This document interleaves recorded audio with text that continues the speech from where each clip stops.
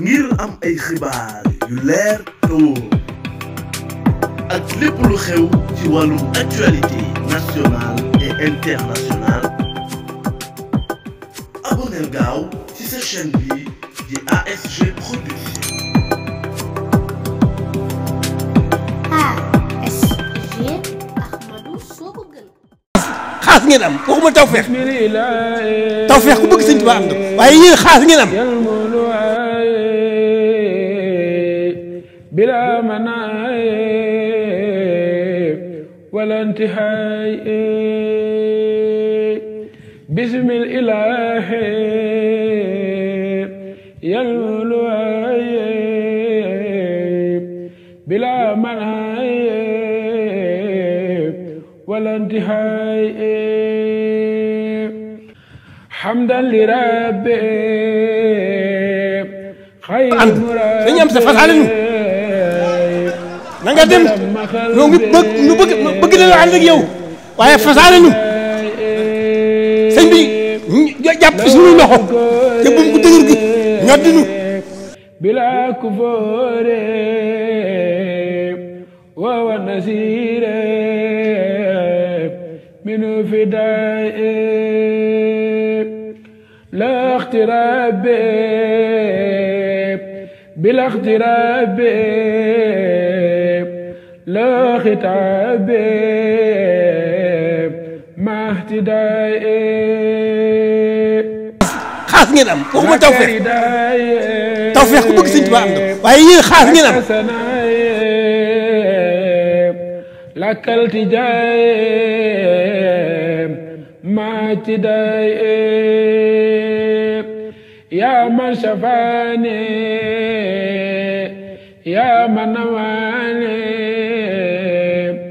عمن جفاني بمهوداي أصبر dañu am sa fasaale ñu na nga dem ñoo ngi bëgg na ànd ak yow waaye fasaale ñu sëñ bi jàpp suñu loxo te buum ko dëgër gi ñoddi ñu يا من أجاب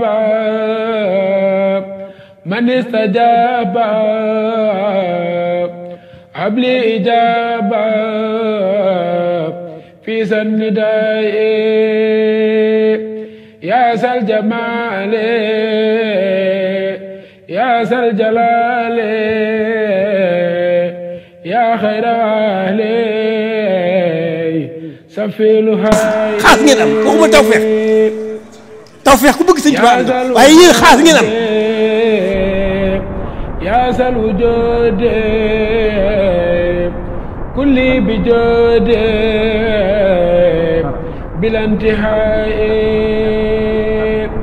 صفي وصولي بلا قبول ليجد بزولي xaas ngeen am waxuma tawfeex tawfeex ku bëgg sëñ Tuubaa am na waaye yéen xaas ngeen am. مال علاوة هبلي دراية لدى الأداء أصلحت حالي بلا ارتحال بديالي بلا بكاء لقبل متابي وحمي جنابي dañu am sa fasaale ñu na nga dem ñoo ngi bëgg na ànd ak yow waaye fasaale ñu sëñ bi jàpp suñu loxo te buum ko dëgër gi ñoddi ñu habli nusura ماتكاي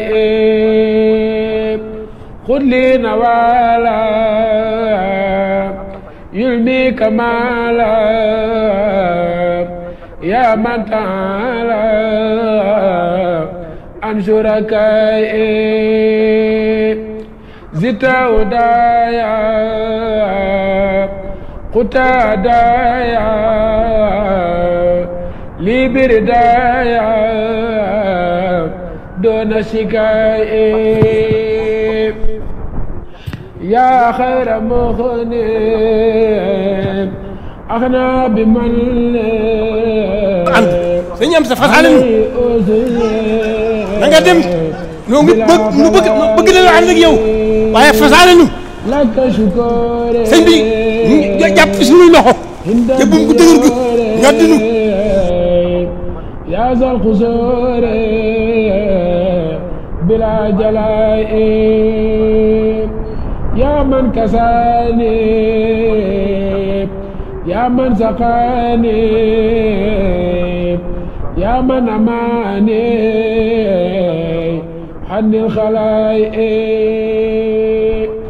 أنت مرادي أنت إمامي na nga dem noo ngi bëgg na la ànd ak yow waaye fasaale nu sëñ bi jàpp suñuy loxo te buum ko dëgër gi ñoddi nu ànd sëñ am sa fasaale nu na nga dem noo ngi bëgg na la ànd ak yow waaye fasaale nu sëñ bi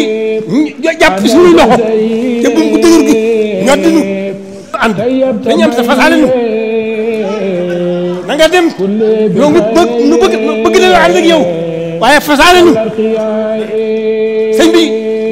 jàpp suñuy loxo te buum ko dëgër gi ñoddi nu ngir am ay xibaar yu leer te wóor ak lépp lu xew ci wàllum actualité nationale et internationale abonneel gaaw ci sa chaîne bi di ASG Production.